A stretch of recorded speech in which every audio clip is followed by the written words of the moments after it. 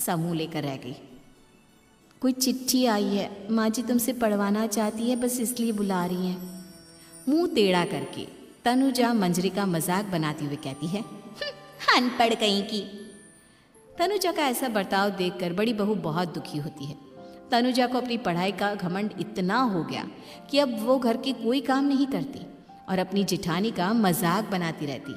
तनुजा का ये बर्ताव अब उसकी सास को भी नजर आने लगा था। एक दिन शांति ने अपनी बड़ी बहू से कहा, मंजरी, तनुजा हर समय तुम्हारा मजाक उड़ाती है, तुम्हें गुस्सा नहीं आता क्या? आता तो है माँ जी, लेकिन मैं क्या करूं? जब भी उसे कुछ बोलती हूँ वो और भी जली कटी बातें मुझे सुनाकर चली जाती है। मैं उसे अपनी छोटी बहन की तरह प्यार करती हूँ, लेकिन उसके दिल में मेरे लिए कोई इज्जत नहीं।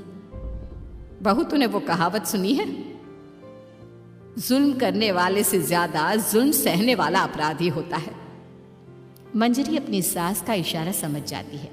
वो अपनी देवरानी को सबक सिखाने की ठान लेती है और एक दिन शांति अपनी दोनों बहुओं के साथ बैठी थी तो शांति अपनी बड़ी बहू से पूछती है, अरे बहू, शाम होने को है, कुछ सोचा है क्या बनेगा खाने में? माँ जी, मेरे तो सर में बहुत दर्द है आज। मेरी प्यारी देवरानी ही कुछ अंग्रेजी खाना बनाकर खिलाएगी। सुना है पढ़े लिखे लोग अंग्रेजी खाना बहुत अच्छा बनाते हैं, क्यों तनुजा? इतना कहकर मंजरी अपनी सास की ओर देखकर मुस्कुरा दी।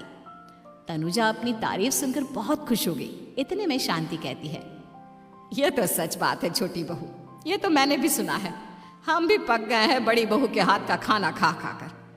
तनुजा, तुम्हारी माँ भी तो तुम्हारे खाने की बहुत तारीफ करती है, आज हमें भी खिला दो कुछ अच्छा सा बनाकर। शांति की बात सुनकर छोटी बहू और आसमान पर चढ़ गई, पर उसे ये कहाँ पता था कि उसकी सास और जेठानी उसे सबक सिखाना चाहती हैं। तनुजा अपनी तारीफ सुनकर खुश तो बहुत होती है, पर सोचने लगती है, मुझे तो कैसा भी खाना बनाना नहीं आता, अब मैं क्या करूँगी? अगर मैंने इनको सच बता दिया तो मेरी सारी इज्जत मिट्टी में मिल जाएगी। अरे छोटी बहू, क्या सोच रही हो? खिलाओगी ना अपने हाथ का अंग्रेजी खाना? छोटी बहू हाँ में सर हिला देती है। अचानक से उसके दिमाग में एक आइडिया आता है, मैं इंटरनेट से देखकर कुछ बना लेती हूँ, मेरी वाहवाही पूरे घर में हो जाएगी। मुझे कौन सा रोज रोज बनाना है। माँ जी, आज आप सबको ऐसा खाना खिलाऊंगी, ऐसा खाना खिलाऊंगी कि... इतने में शांति छोटी बहू की टांग खींचते हुए कहती है कि पता नहीं कैसा खाना खिलाओगी, ए ऊपर वाले हमारी रक्षा करना। इतना बोलकर शांति और मंजरी दोनों जोर जोर से हंसने लगते हैं।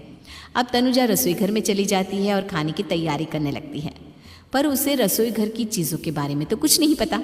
जैसे तैसे सारी चीज़ें निकालती है और इंटरनेट पर देखकर खाना बनाती है। कुछ ही देर में सब लोग घर आ जाते हैं। अरे सुनते हो, आज का खाना हमारी छोटी बहू बना रही है। अरे वाह, आज तो फिर कुछ अंग्रेजी खाना खाने को मिलेगा। कुछ ही देर में खाना बन जाता है तो छोटी बहू सबका खाना लगा देती है। इतने में बड़ी बहू कहती है, क्या बात है देवरानी जी, आज तो बहुत अच्छी खुशबू आ रही है। ये बात तो सही कही बड़ी बहू तूने, खुशबू तो अच्छी है, ऐसी खुशबू तो मेरे खाने में भी नहीं आती। सब मिलकर छोटी बहू की बहुत तारीफ करते हैं और छोटी बहू सातवें आसमान पर बैठ जाती है। अब सभी खाना खाते हैं। जल्दी जल्दी दो, अब तो मुंह में पानी आ रहा है। हाँ हाँ, मुझसे भी नहीं रुका जा रहा। जैसे ही सोहन एक निवाला खाता है तो उसकी आंखों से पानी आने लगता है। ये देखकर शांति सोहन से पूछती है, क्या हुआ जी, खाना इतना अच्छा बना है कि आंखों से पानी आ गया? सोहन चुप रहता है और धीरे धीरे से खाना शुरू कर देता है। इतने में सोहन छोटी बहू से कहता है, बेटी तुम भी तो खाओ, तुम क्यों रुकी हो, खाना सच में बहुत अच्छा है। ये कहकर सोहन जोर से हंस देता है। फिर सब खाना खाने लगते हैं, लेकिन खाने में नमक और मिर्च तेज हो गई थी। तनुजा से कोई कुछ नहीं बोलता, बल्कि उसे भी खाने को कहते हैं। जैसे ही छोटी बहू खाना खाती है वो पानी पानी कहकर चिल्लाती है, पानी, इसमें तो पानी। ये खाना तो सच में इतना अच्छा बना है कि हमारे साथ साथ देवरानी जी भी इसके स्वाद को कभी नहीं भूल पाएंगी। सही कहा बहू। तनुजा को अपनी गलती का एहसास हुआ और उसने अपनी सास से कहा, माँ जी, ये मेरी गलती नहीं है, इंटरनेट पर दिखाया था